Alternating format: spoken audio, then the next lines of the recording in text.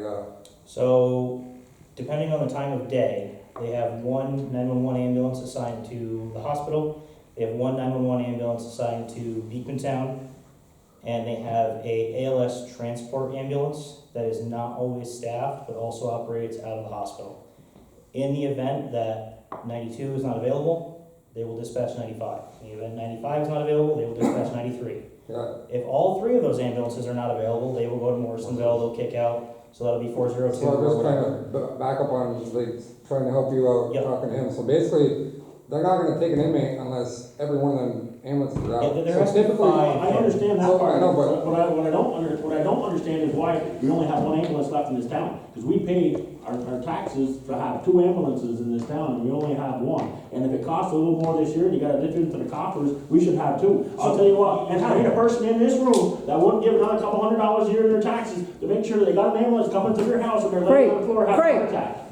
So, No yelling, please. so there Get is my there point is still a across. second ambulance. You can make your point without yelling. We've run into some issues, and I'll be open and honest about this. We have run into some issues at a regional and a state level when it comes to transferring that certification of the agency so that we can put the Lion Mountain ambulance back in service. There was a agency level issue that has been resolved. There is a local level issue and a regional level issue that is being resolved. And at a state level, these things move slowly, a lot more slowly than they should. And having spoke to a handful of people that are DOH Bureau of EMS employees, they're working on it. They're working through a backlog of work basically since COVID. And they're just now getting to a point where they're getting back to what they consider acceptable turnaround times for applications of this nature. So, culmination of bad circumstance and bad timing, May 20th will be the vote to transfer the CON. So May 21st, I should have an email, and then by the end of that week, I'm hoping to have the ambulance back in service. I have our medical director on board, I have most of the paperwork signed already. I'm just waiting on that verification from the region, and then we will have that second ambulance back up and running. Is that gonna be on a volunteer basis, or is that gonna be So on a paid? it's gonna be both. So because Lion Mountain Fire Department and EMS will be operating as a BLS first response company, they will not be able to take that rate purely with their personnel. We have several employees who live in the district. They've been given carte blanche that if a call goes out, they get their I am responding notification, they are more than able to respond. I've okayed the overtime, I do not care. I would rather see the call get serviced and instead of getting dropped to a mutual aid company. I would rather see that response come from our own community. Yep. And if that means piecemealing a volunteer from Lion Mountain and me from the office, if it means a volunteer fireman from Dannemora and a staff member who lives in Lion Mountain, whatever, we'll make it work. We'll make it work to the best of our ability. pretty much all of our EMTs that are in the fire department are per diem for the village, so from what we got, they're on the per diem list. So basically, we're saying, if we have a two-car motor vehicle accident, and one of them EMTs show up and have a driver, we're taking that ambulance, and both of them ambulances are responding and taking both, whatever patients there is. But I was just backing up to what I was trying to say is, what happens when all these ambulances are out, they're gonna backfill somebody to come to the central location, so if there's another ambulance call anywhere, so if there's an ambulance call up here, there's gonna be an ambulance on the road coming here. Don't know who it's gonna be, but that's what happens with dispatch, is they start pulling, they'll pull one from Champlain if they got it, put down here, all CVPH is out, Danmore's out, so Northern, Central, or whatever, they'll put another EMS ambulance local to go anywhere in that area, so there's gonna be a coverage somewhere. But we are I working. spent 18 years in the services, so I understand mutual aid system. I was just curious as to what the, Yeah, so it's gonna be a hybrid system. Staff. I mean, we're basically what we're saying is, we are recognizing from the onset that we are operating in a less than ideal system. And I'm more than happy to say that this, well, not happy, but I wanna be honest about this. This whole county is operating in a less than ideal system. but the less than ideal system is better than what we used to have when it was purely volunteer, Let's also, okay? Yeah. I mean, I know, like I said, I spent 18 years doing that, so, and did a lot of calls, you know, And you don't have the volunteers like you had when I was an EMT. no, No, That's the problem. That's, no, I mean, you got burned out, you know, I got burned out. You know, I haven't looked at anything other than the paramedic numbers, but it was just kind of interesting to me, like, if you look at all the agencies in this county that are staffed, and you look at their staffing requirements, you need 19 paramedics to run this county every day. So you would need roughly 47 full-time paramedics to adequately staff this county with ALS, the model that we've done for so long. We only have 50 paramedics in this whole county. 12 of them are either volunteer or have another primary vocation outside of healthcare. That means they're not really contributing to that. Another 12 of them work for City Fire. So they kind of are their own deal. They don't really contribute too much outside because they don't do a lot of per diem work. The city kind of runs itself. Out of the remaining 20-something people, there's 6 of us that are going to be gone in the next 3 years. Retirement, attrition, turnover of some kind. You have less than 20 paramedics doing 47 people's jobs. That is the situation that we're in. It's unfortunate. But to the effect of what I said previously, we are recognizing that we're operating in that deficit, and in light of it, doing the very best that we can with what we're given. Yeah, for those of you that ever worked in the EMT role, I can't tell you the number of EMTs that weren't true to their role when it was a 1, 2, 3 o'clock in the morning, the pager got shut off. I know that for a fact, because I was the one responding at 1, 2, 3 o'clock in the morning. same here. Still a lot of that going on, Yeah. trust me. Yeah. That's not just the EMS, but it's fire side too. man. That's what I'm talking about. Crazy. But anyway, thank you guys for. Alex, we appreciate Thank it. Thanks all of you for Appreciate coming. the information you shared with us today. Nice job.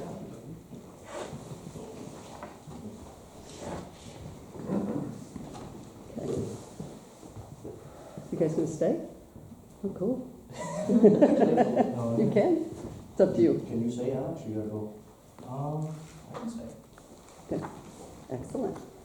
All right, public comment. Anybody have a public comment? Yes. Couple things. Stand up, Lori. Oh. I am. Trying. Again, our highway superintendent isn't here. It would be nice to be able to get some kind of report. If he doesn't want to be here, maybe he can give it to you and you can read it to find out what's going on. Again, I mentioned at the last meeting that a lot of the the highway superintendents in the local towns, they are saying how much money they saved because we had a warm winter, which meant less overtime and less salt being used on the roads. Again, it would be nice to know how much money our highway department saved this winter. Again, he's not here to answer these questions, and it would also be nice to know what they're doing in between seasons. You know, obviously it's snowing out, so they're not sweeping the roads, and they're not really plowing because the snow's kind of melting on the road, so what are they doing? Yeah, I can speak to some of that when I Okay. get to that point. Okay. And the second thing is, in 2011, the APA decided to take all the rusty guardrails out of the APA, and because they flake on the bottom, and over King Brook, there is on both sides of the road, rusty guardrails, so all that oxidation is going in the brook, not healthy. And there's not enough guardrail on the southeast side of King Brook. I have pictures, somebody went out in the ditch there, okay, because there's not enough guardrail. They went in there, I believe, the weekend of the fishing tournament. And in my yard, which doesn't have a ditch, doesn't have anything, there's at least 20 feet of guardrail. Probably the majority of it doesn't belong there. There was never a guardrail there before, okay? And I have no ditch.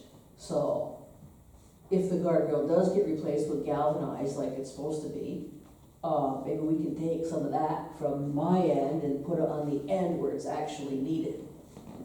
Nobody's ever hit the guardrail by my house, but they're constantly going off the road at that spot. I have pictures to show you where the guardrail is bent, the post at the end of the guardrail is bent, and, you know, the lilac bush is there.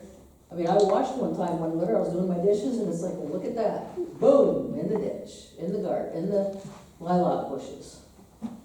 Okay, I can get a hold of the county about the guardrail. Yeah, because it's, like I said, I got that in my yard, and there's a story behind that, I'm not gonna get into it, but it doesn't need to be there. I have no ditch in my yard at all. Okay, it'll save a car from going into your yard.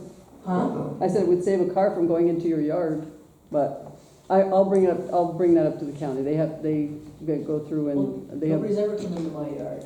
They go where my fence, before, it's just, it's always going down the Got road. it. They don't make the curve. mhm, It's never been coming up the road, it's always been going down the road. okay. I mean, one summer I heard a car hit Alvin Canning's maple tree in his front yard, Okay. All right, I'll bring that up to the county. Okay, and, I think that's it. Thank you, Lori. Oh, Um, one other thing, I'm sorry. Town records. Are town records available to be viewed by anybody? What kind of town records? Any Like- kind of town record? Well, it From depends. the past? If you're looking at like old, like birth certificates, like vital record kind of things, No, certain projects that the town did back in the days. if you know a specific date or whatever, Well, we I have can a 10 find, I have a 10-year window that I'm looking at. we can look at minutes. I mean, minutes are forever, so But, like, it'd be a certain project that it would, it should be. I mean, there should be Well, something. It it's- Yeah, so anything that's based on a project gets funding. For the internal, external, it gets funding. So once any project is funded, then it goes into the minutes as a record being funded and the Okay, amount by that. okay. And you have minutes from all the town board meetings going back how far? To inception of the town, 1940 something. 1940 something? They lost a lot of records. There was a fire or something. We have big chunks missing, but I mean, if you're looking at current, anything since. Were the records from the town hall and Danamora brought up here? Mm-hmm, Oh, okay, all yeah, right, oh yeah, okay, good, okay, that's all I Yeah. want to know. okay. All right, because I want to be researching something and I want to, Okay, there's certain things that you'll have to tell Becky to look for because there's certain documents that we just can't let people, because they're fragile. If it's old stuff, Right. there's certain books that we don't let anyone touch. Gloves. But yeah. Okay, all right, thank All you. right, so I would ask that, I'll open the floor again for any comments at the end. I'd ask that you not throw out comments and whatnot while we're going, because we have a lot of stuff to cover. So I will open it up at the end, so if you have comments, hold them to the end before our executive session. Thank you. Okay, resolutions. Am I on the right page? Yes. Okay, I'm gonna need a motion to approve the bills, but I'll read them out first. General fund. Bored you enough, didn't we? There's a lot of stuff to cover, and that means in our meetings, so. Thank See you you. later. Thanks for Bye, coming out. guys. See ya. Okay, general fund, 13,986.29. Nothing in part-town B fund. Highway, 17,324.32. Capital, 600. Line Mountain Lights, 1,020.01 cent. Line Mountain Sewer, 4,598. Danamora Sewer, 289.87. Line Mountain Water, 1,508.08 cents. Danamora Water, $89.96. Ledger's Water District, $983.20. Trusted Agency, $2,998.33, for a total of $43,398.06. I'll go ahead and make a motion to approve the monthly expense fund bills for April 2024 for a total of $43,398.06. Second. Oh, I'm sorry, Jim. You want him? Jim. Any more discussion? Roll call, Jim. Yes. Jason. Yes. Mike. Joey. Yes. Deb. Yes. Okay, second one, motion to approve Tedford Consulting and myself to represent the town regarding rural development funding applications. This is for the grant applications in reference to Water District Number 2, east of the village. Our intention is to solve that frozen line issue once and for all. that's been plaguing the district for years. So, this is just to, move along, grant applications and that kind of thing.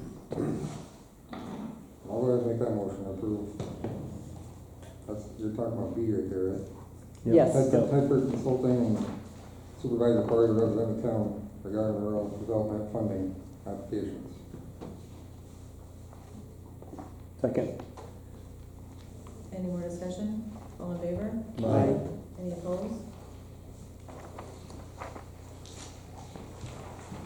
Okay, old business. So this goes hand in hand with the resolution that was just made. The RFQ for the Water District Number 2 went out.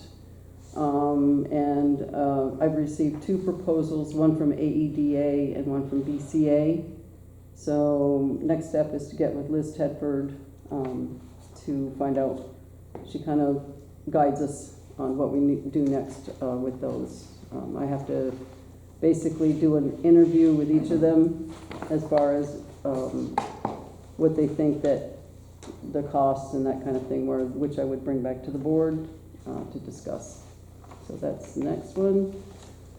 B, insurance claim, Line Mountain Water main break. We have informed our insurance company about the February 7th break and that there would be a possible claim.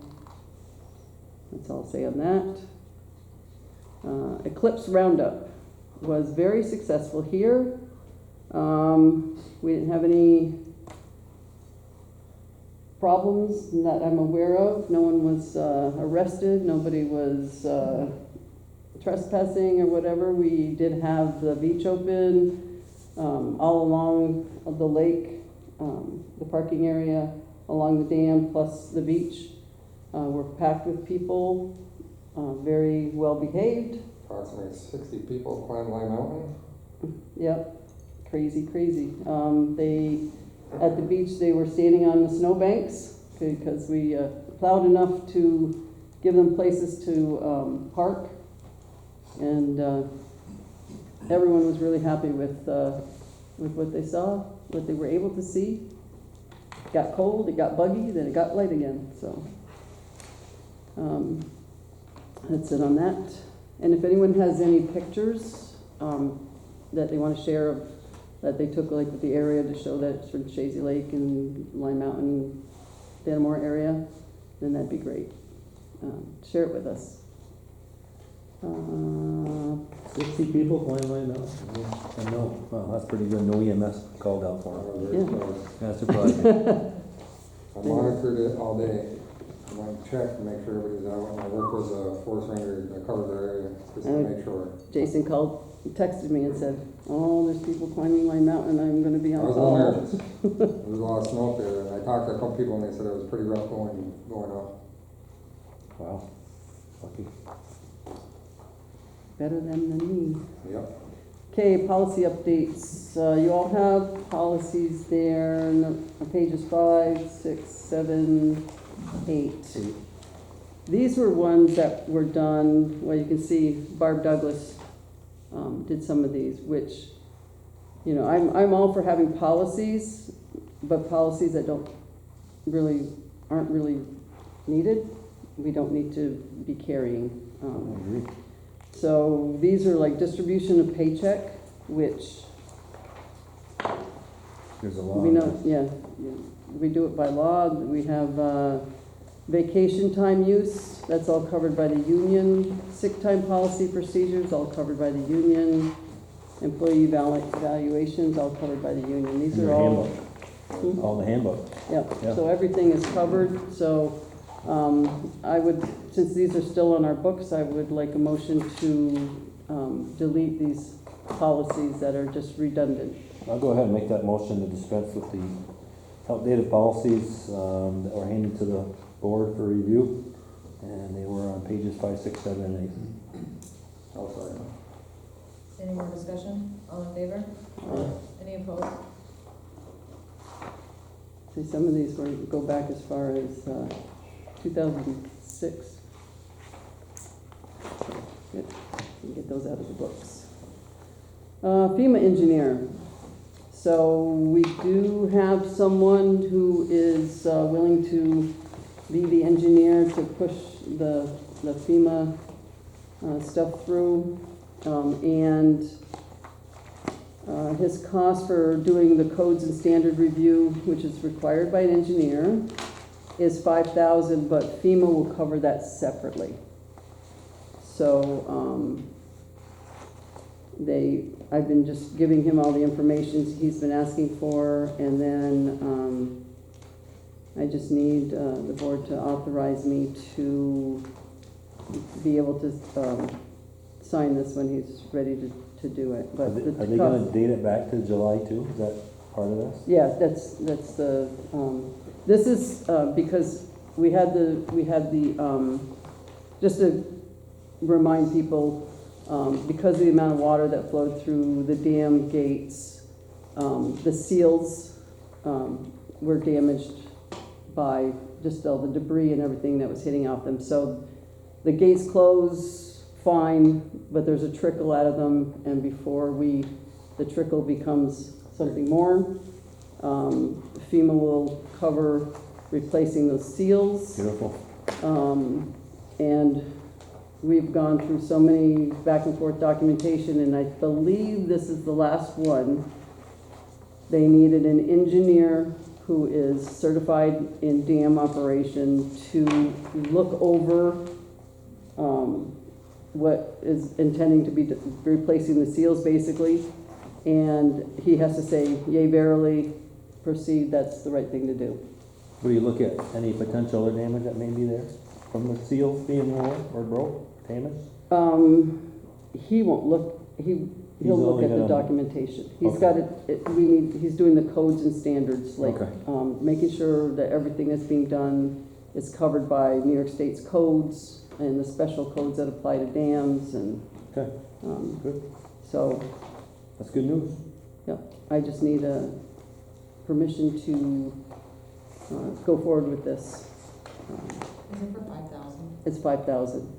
Now, you see on there, there's also the on-call engineering service, because we discussed the other things that DEC wants us to do with the dam, like the cracks, and I'm not talking about near the spillway or the gatehouse. I'm talking like down where there's cracks and all along the dam.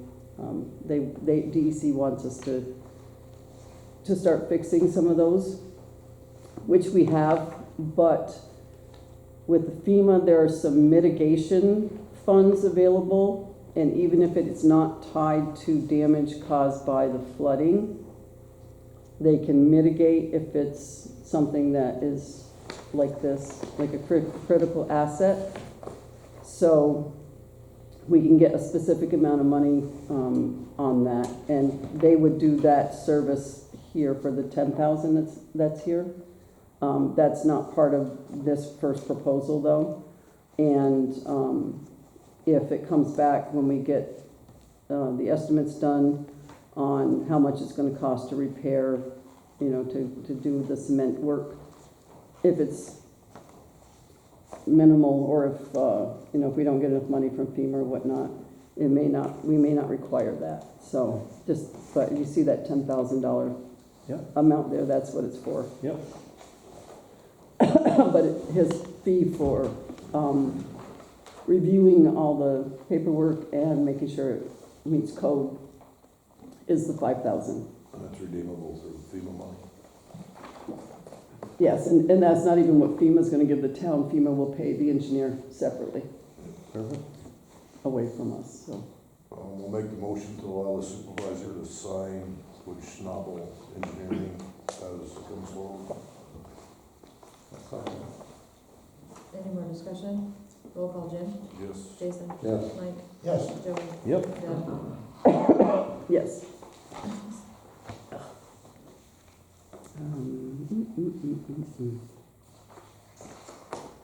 Anybody have anything else for old business? I don't. Okay. Okay, new business. The Alliance, the Canadian company that hauls sand, they're gonna begin on May 6th. I forgot Not to mention the $500 check from Comp Alliance, which is an F, old business. Somebody might have the pages wrong. I'll get to that. Oh, like, what other than page 10? Yeah, there you go. I was reading it. Okay. So they're gonna haul Monday, Tuesday, Wednesday like they did last year. Jim Kay is gonna continue to be our scale operator. He's gonna be reinstalling the equipment in the scale house and prepping the scale house next week. We will get a porta potty up there in the next couple weeks. So begins another hauling season. They do have to pay us the minimum amount, for the 33,000 is their minimum, amount, and that comes to a little over 500,000 that they have to pay us up front. So we should be getting that check before May 6th. And I reminded them that we need your check before you put a truck on the property, so. And we have the scale will be recalibrated, we're required to do that every year. It doesn't have to be done before hauling begins, but it just has to be done in the calendar year, and they are scheduled to come June 18th to do the recalibration on the scale. AATV meeting, Adirondack Association of Towns and Villages. I'm the county rep on that board. I attended, the last meeting was last Wednesday in Long Lake. And we went through a lot of the proposals that are coming down from the state. Some of the topics that we'll be covering and meeting with people has to do with snowmobile trails, funding and where that money goes, short-term rentals, code enforcement, shared services, and we're also going to send out a survey to all the towns in the Adirondacks to get their feedback on dealing with DEC and things that towns have come up against when dealing with DEC and whatnot. And so Basil Sagos is currently the commissioner, and there's going to be a new commissioner very soon. He's retiring. So we want to give that, we're going to compile all the information we get from those surveys and present it to the new commissioner, who has yet to be named, about concerns that we have with DEC and how difficult it is to deal with them sometimes. So that's it on that. Playground seasonal prep. Our code enforcement officer will inspect the playground equipment, which is a annual requirement. The gates are open, not today because it's snowing, but the gates to the beach park will be open on a daily basis. And I was told it was okay that if, we're having torrential rains or if we're having a snowstorm, obviously no one's going to be going to the park to play on the playground equipment. So you don't necessarily have to open the gate at that time, but the gate will be open year-round. Not today, but if it's a nice day, it'll be open. The bathrooms will be opened in late May. Obviously, those bathhouses aren't heated, and so we have to make sure we don't get the water running through there too soon to freeze. So late May should be a safe time frame. We will be ordering the rubber mulch soon. We need to put more down in all the parks. Emma King Park will get probably another ton of the mulch, which is, would they say, 13 yards? The one on the beach will get probably 2 more tons, and the one in Lime Mountain will probably get 2 tons because they don't have rubber mulch at all. They have a sand base. Hmm. So we need to, Do we have to put a barrier down too? they have a barrier there. They do? Yeah. Okay. Yeah, we checked it out yesterday. Okay. And I did get, approached, the NAC wrestling team are looking for a community service project. So, Brandon brought that up and he suggested to them that when it's time for us to spread that rubber mulch, that would be a perfect community project for a bunch of wrestlers to get out there and get that rubber mulch put around, pick up litter, and basically do some spiffing up of our parks. I have reached out to the Vermont tennis company, the ones that did our pickleball courts. Those were done in 2018, and they basically need a good refresh. So, waiting for to get a quote from them on doing that. I've been researching because I was hoping to find somebody in the local area, Plattsburgh, Malone, even within a 100-mile radius that does pickleball courts. And there isn't one that I can find in New York yet. So the Vermont one's the only one that I've been able to find that's even close to local, and that's St. Johnsbury. Wow. So that's right the other side of Vermont. But I'll keep looking. I got a call into Michael Cashman to see who they used, because they just had several courts put up. So that's playground. Utility software program. The current program that Becky uses for utility billing, she's been told by the company that program is going to be obsolete by the end of the year, and that we'll have to buy a new one. So she's been researching other companies and seeing what the prices are in other companies and what they can offer. She's already talked with our current one, Edmunds, Williamson Law Book, and Frey. So far, Frey seems to be the best choice, but she's going to continue on that because obviously we want to get that replaced before it goes obsolete and expensive. it's got bugs. The Edmunds, just to upgrade to what we have was $7,000 just to start off, and then $3,000 every year after that.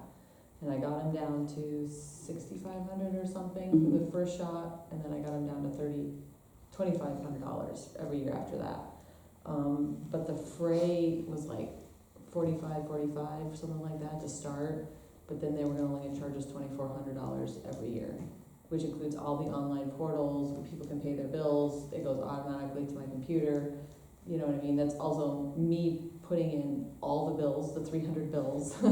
We're saving like $700 in the transfer of the ones. I can do them all myself, kind of thing. So, but Williamson Law refuses to let us do 5% every month. They do 5% a month, and then you can do another 5%, but they cap off at 10% penalty. I don't know why.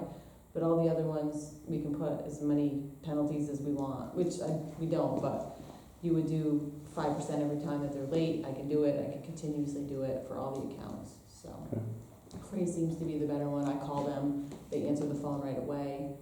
I had one that called today. I literally left them an email a month and a half ago, and they got back to me today. So they're really kind of like scratched off. So, but Edmunds, you call in the morning, you may get somebody to call you back by the end of the day. So they're a big company. We used to have BAS was a company when I was doing the clerking, and Edmunds bought them. And typically what happens when a bigger company buys a small one, customer service goes. Yeah. So, all right, so We have that area with some taxes. that's ongoing. I got municipal building parking. Need some brainstorming from you guys. This summer we got to do something to increase our parking, or at least to delineate where the parking is, because Sucks. it's just the way that this driveway was designed is just Crazy. stupid. we have to be careful. We need to take some of that green space out there to use for parking, but we have to be careful because the leach field is under part of that, so, yeah. So, you know, and if we do put parking on that, obviously we aren't gonna wanna pave it, we're gonna wanna just have a gravel, because if we have to dig up something, you know, we don't wanna have to tear up paving. So, Extra cost. some brainstorming would be more than welcome. Wow. They must have the blueprints of that, I don't know. We do, but, you know, there was no clerk of the works, because the clerk of the works got fired, so did they put the leach field where the plans say to put the leach field, or did they put it someplace else? Because we're finding things that weren't put. What it's supposed to be. Wow. So, Okay. anyway, that's something we need to work on. I do have an other, and I don't know how, let's see, let me get through this. Okay, I will do the no, I'll save that. Okay.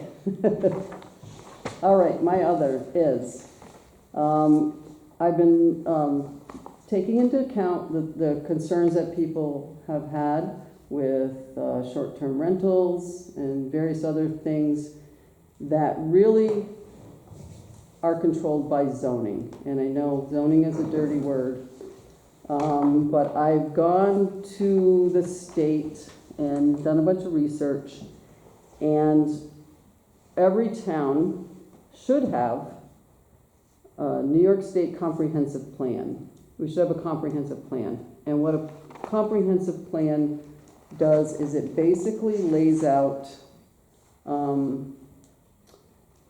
significant features of comprehensive plans in most communities includes land use controls for the purpose of protecting health, safety, general welfare of the community's citizens. It focuses on immediate and long-range protections, enhancements, growth, development of community's assets.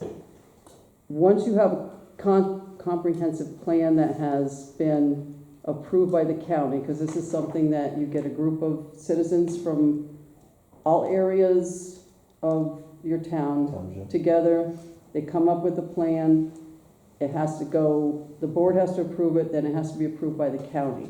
Once you have this plan in place, then that's basically your legal document to do zoning, or you don't even need to do zoning, but you can require special permits for certain things. You can require, you know, that kind of thing.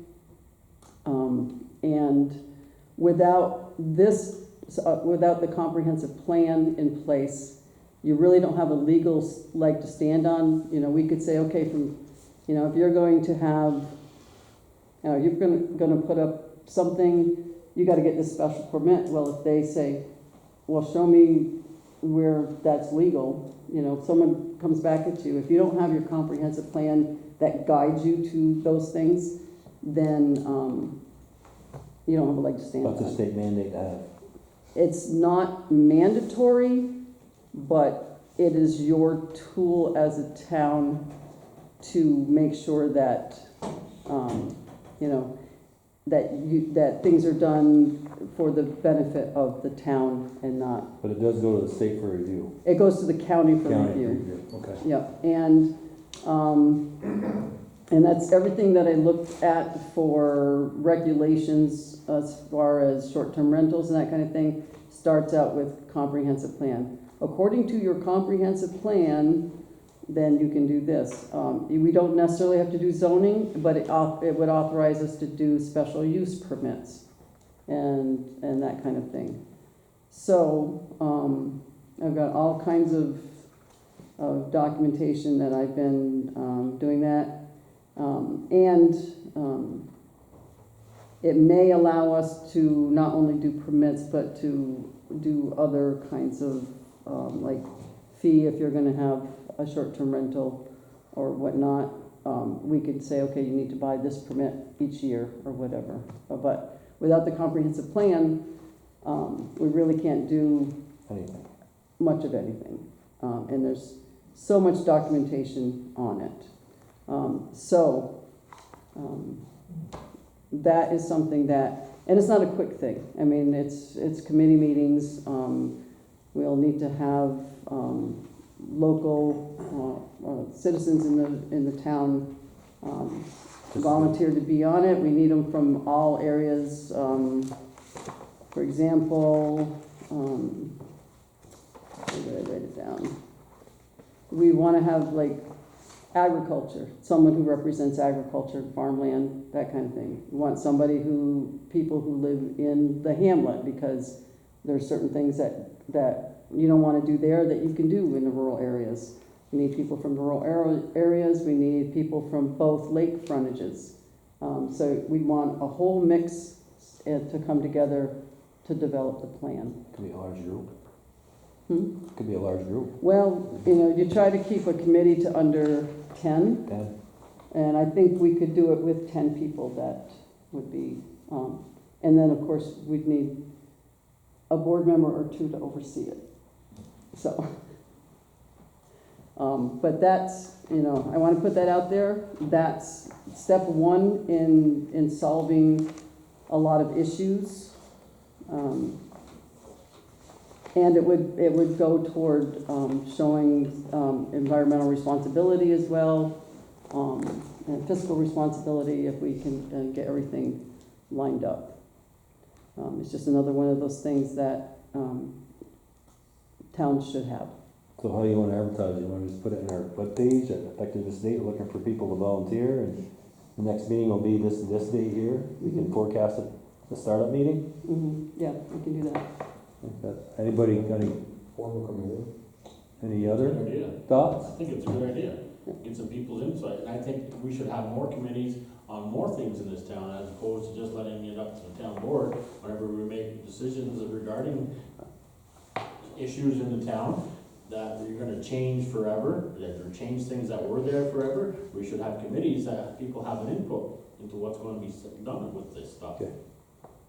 So All right, so we'll we'll put something out. put something out, and people can, Yep. hopefully, again, I mean, we want somebody dedicated to it. I mean, you just can't show up for one meeting and then not participate, right? So we want some people who can definitely put the time and effort towards it, because it's gonna represent the entire township. I mean, this realistically could take a year to get this plan to the point where it will be acceptable by the county. And what part of the county are we looking at presenting it to? Well, you give it to, well, it goes through several hands. It'll go, depending on what's in it, it can go through the health department. It definitely has to go through the legislature. It just depends what we put in there. Planning office, if we put anything on there about roads or whatever, they're gonna look at it and say, okay, these people need to look at it, these people need to look at it. So, like I say, I mean, it's a long-term process, not one and done. I mean, if we want to get it done right, so that it's a enduring document, then, so. Good. On this, is there anything in there that's like, for example, this weekend, trucks, excavators, up and down the road, all weekend. So I took a ride on the road to see what all the hullabaloo was out, and apparently there's another camp or home going in. Mhm. Is there anything in that, because I don't think Chazy Lake should look like the Chattagay Narrows, right on top of each other. Is there Well, anything now, you have to understand, APA is our code enforcement officer in reality. I mean, APA tells us what we can do and where we're going. So, they have a land use policy. I mean, Chattagay Lake was plastered with homes before the APA. But now it's starting on Chazy Lake, and it's starting on So, over. I mean, and that's an APA issue. Can we tighten something like that up? We may be able to, but, we obviously, it's Well, would that be covered it's to under a zoning? legal, the legal right of the homeowner or the landowner, as opposed to what other people want them to not do or to do. Right, So but would that be covered under zoning? You have to have a certain size lot on the lake, or, you could, yeah, that would definitely be zoning. because but- it's actually putting more stress on the But lake. zoning is way after this is done. We gotta work on this Right, plan But that's and what I was then, wondering, if it would be entailed in that. It I might think- be. I think the camp you're talking about is a replacement. They tore one down, and I think they're putting a replacement up. So Well, they took down a lot of trees, I know that. there was a camp in there too, and I believe they, Robbie Tripp's I putting a believe they place tore there. that. Huh? Robbie Tripp's putting a new place in there. A new place, Yeah. yeah. They And I tore know them Robbie all. Tripp's doing it, 'cause I see his trucks going up and down the road. It's just that they tore an old one down and they're putting a new one up. That's what most people do on Lake. There's no more land available. Huh? There's no more land available. Everyone's been subdivided so much that it's what's there is what's there. People pay the big money and tear down little camps and build new structures. They have a footprint that they can operate on. Yep. Yeah, they have to stay in that footprint. Yeah, I know when the property next to my parents got replaced, they could tear down the old one and put up the new one, but it had to be the same size Stipulation. as the old one. I mean, it can be taller, but it can't be any bigger, so. But anyway, so we'll get this information out on the comprehensive plan. So that, part of that is actual residents who would be on the committee? Yes, yeah. Town members. Yeah, you take, Basically, yeah, right? it's your local citizens that live in the town of all Right, people that flavors. live here, not necessarily taxpayers. You're looking for residents, that's why I said residents. Yeah. I wouldn't. Well, I mean, it doesn't say taxpayers, because we have a lot of taxpayers that don't live here. That's what I mean, they would only be here. Yeah, but, yeah, I mean, and we wanna make sure we, it should be, try to keep it to 10 people, because if you get, more than that in a room, you're never gonna agree on anything. And we wanna make sure we cover all of the flavors, lakefront, rural, agricultural, farming, because they all have a piece of that. Like even Ags and Markets will, all of these agencies in the state are more than happy to give some guidance as far as, what you want to look at and what you should be doing. I don't, what it does is it's not going to change things that are happening right now, but it will help us in the future. And with that, you can do things like telling someone you can only rent out your home, your camp for 14 days in a month or whatever. I was reading some of the comprehensive plans and zonings from some of the other places. Anybody who has done any restrictions on